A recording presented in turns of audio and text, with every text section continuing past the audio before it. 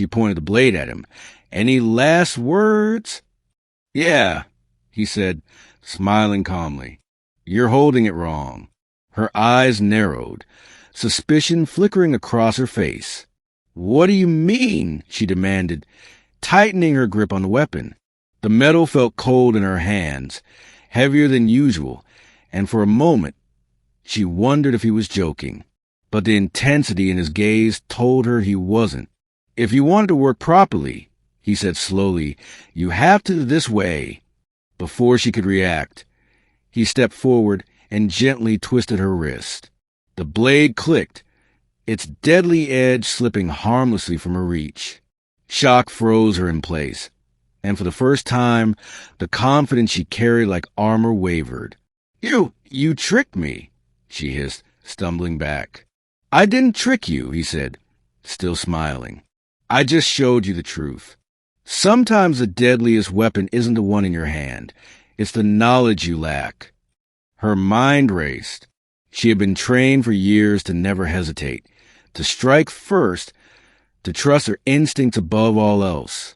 Yet here he stood, a human, calm in the face of certain death, and he had turned her own weapon against her without lifting a finger. "Why are you smiling?" she asked, voice sharp but tinged with disbelief. "I should be ending you right now." "And yet you didn't," he replied, tilting his head as if studying her. "Because even the best soldiers can be outmatched by patience and the right lesson." She tightened her grip on the hilt again, this time more cautiously.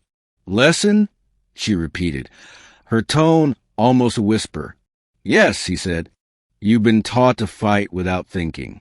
That makes you dangerous to others and sometimes to yourself. But weapons, even the deadliest ones, aren't magic. They obey rules, and rules can be learned or exploited." She felt a flicker of doubt.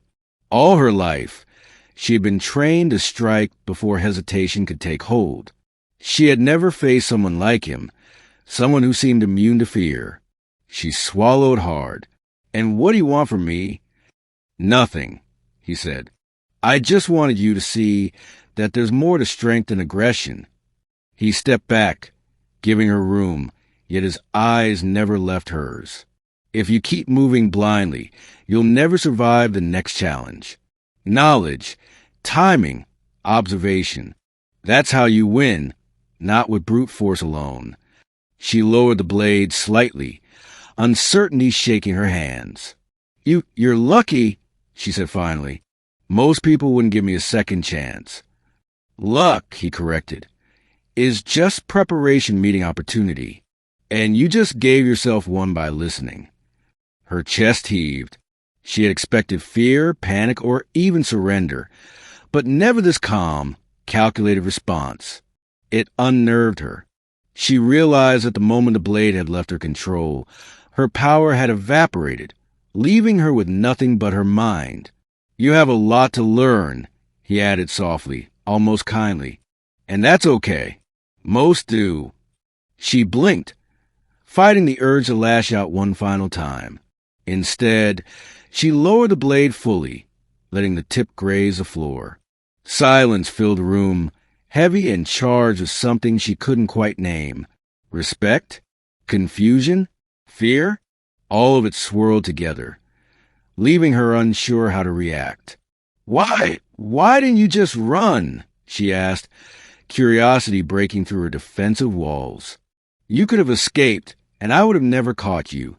He shrugged, a small, almost imperceptible movement. "Because sometimes standing your ground teaches more than running ever could. And because I knew you needed this lesson more than I needed my own safety." Her mind whirled. Every instinct screamed that she should strike again, test him, prove her dominance. But something in his calm, unwavering gaze held her in place. He didn't fear her. He didn't even seem surprised by her attack. And for the first time in her life, she realized she was facing someone who could truly challenge her without raising a hand. The seconds stretched, tense and electric. Finally, she let the blade slip fully into her side, lowering it completely. I I don't know what to say, she admitted. Then say nothing, he replied. Learn. Watch. Think. That's the start of real power.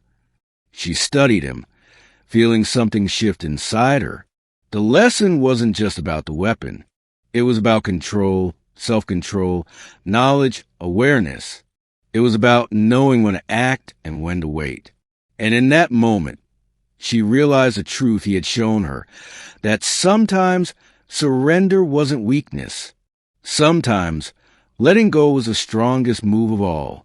She nodded slowly, a flicker of respect forming in her eyes. I see, she said quietly. Good, he said, smiling once more, the tension in the room dissolving like mist. Because the next time you face someone like me, you'll need more than sharp blade. You'll need your mind. And now, at least, you have a start. For the first time in her life, she felt both humbled and alive. She had been defeated, yes, but not destroyed. And in that strange, exhilarating way, it was far better than victory. The blade now harmless at her side, she finally allowed herself a small smile, her eyes meeting his with a new understanding. He had won, yes, but in doing so, he had given her something far more valuable, insight. And insight, she realized, could be far more dangerous than any blade.